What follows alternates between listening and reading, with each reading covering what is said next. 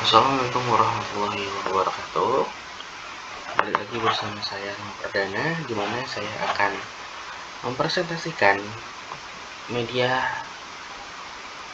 pembelajaran fisika yang telah saya buat, yaitu mengenai kalor dan perpindahan kalor.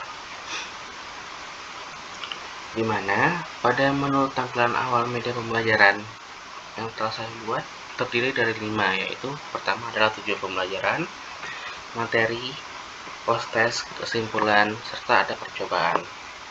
Yang pertama yaitu tujuan pembelajaran, di mana tujuan pembelajaran pada media pembelajaran ini yang pertama adalah peserta didik dapat memahami konsep kalor dan perpindahan kalor. Yang kedua yaitu peserta didik dapat menjelaskan 3 contoh perpindahan kalor dalam kehidupan sehari-hari. Yang ketiga adalah peserta didik dapat menerapkan dan membuktikannya melalui percobaan. Berikutnya yaitu materi, di mana materi dalam pembelajaran hari ini ada 2, yaitu kalor serta perpindahan kalor. Yang pertama adalah kalor. Kalor adalah salah satu bentuk energi yang bisa berpindah dari benda dengan suhu yang lebih tinggi ke benda yang bersuhu lebih rendah jika keduanya dipertemukan atau bersentuhan. Dua benda yang memiliki suhu yang berbeda ketika dipertemukan, maka akan muncul kalor yang mengalir atau berpindah.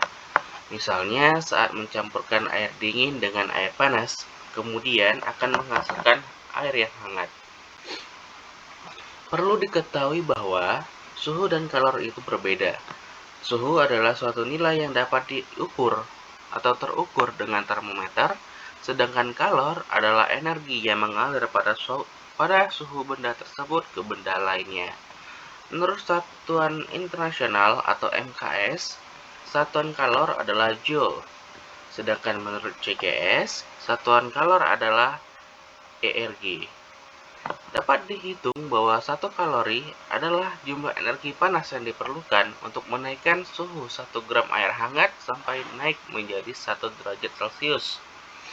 Jadi, dapat dikatakan 1 kalori sama dengan 4,184 joule, atau bisa dibulatkan menjadi 4,2 joule.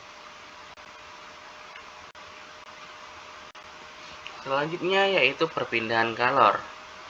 Perpindahan kalor di sini dibagi menjadi 3, yaitu konduksi, konveksi, serta radiasi. Yang pertama akan kita bahas mengenai konduksi. Konduksi merupakan perpindahan kalor. Secara konduksi terjadi dengan melewati zat perantara seperti logam tanpa disertai perpindahan partikel-partikel secara permanen di dalam zat itu sendiri. Contohnya ketika memanaskan ujung logam, maka ujung logam lainnya juga ikut panas. Hal ini terjadi karena adanya hantaran kalor dari suhu yang tinggi menuju suhu yang lebih rendah. Memanaskan ujung logam akan membuat partikel logam tersebut bergetar pada partikel lainnya yang berhubung dengan benda tersebut. Itulah sebabnya semua partikel logam akan bergetar meskipun hanya satu ujung logam yang dipanaskan, karena hal ini merangsang terjadinya perpindahan kalor. Contohnya yaitu besi yang dipanaskan. Di sini contohnya adalah sendok yang dipanaskan ke dalam api. Selanjutnya konveksi. Konveksi adalah salah satu perpindahan kalor yang melewati suatu zat disertai dengan perpindahan bagian-bagian zat-zat itu sendiri. Perpindahan secara konveksi ini bisa terjadi pada zat cair ataupun gas. Seperti saat memanaskan air, maka air yang berada di bagian bawah yang lebih dahulu panas. Hal ini terjadi dikarenakan saat air bagian bawah mendapatkan kalor dari pemanas, partikel air memuai hingga menjadi lebih ringan dan bergerak naik membentuk suatu aliran. Contohnya yaitu gerakan balon di udara, serta terjadinya angin darat dan angin laut.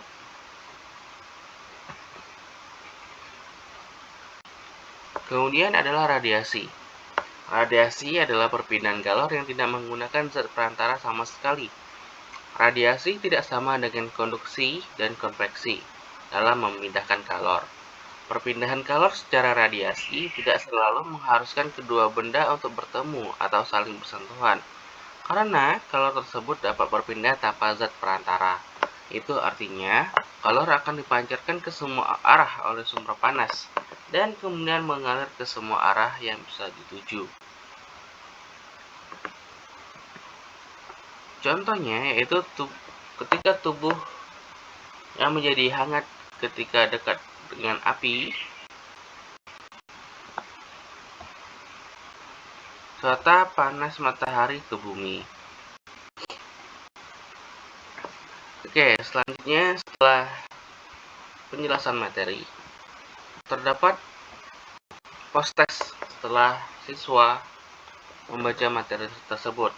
Yang pertama yaitu satuan kalor dalam SI adalah, ketika siswa menjawab benar yaitu Joule, maka akan lanjut ke soal selanjutnya. Tetapi jika siswa menjawab salah, misalkan satuan kalor dalam SI adalah kilokalori. Nah, ketika salah, siswa harus mengulang pertanyaannya sampai benar. Selanjutnya adalah kesimpulan. Kesimpulan pada pembelajaran hari ini yaitu kalor adalah energi panas yang berpindah dari benda yang bersuhu lebih tinggi ke benda yang bersuhu lebih rendah. Kemudian, perpindahan kalor merupakan salah satu jenis fenomena perpindahan di mana kalor dapat berpindah dari suatu tempat ke tempat lainnya apabila terdapat gradien suhu. Dan selanjutnya yaitu pada menu percobaan, di mana pada menu percobaan ini terdapat lompok kerja siswa yang dapat siswa lakukan.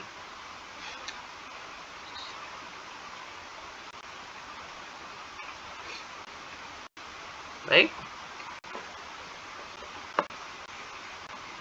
hanya itu yang dapat saya sajikan pada media pembelajaran hari ini pada materi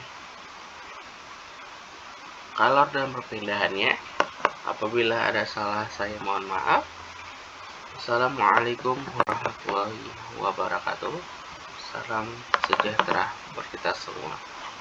Om Swasti Swasti Hom, nama budaya.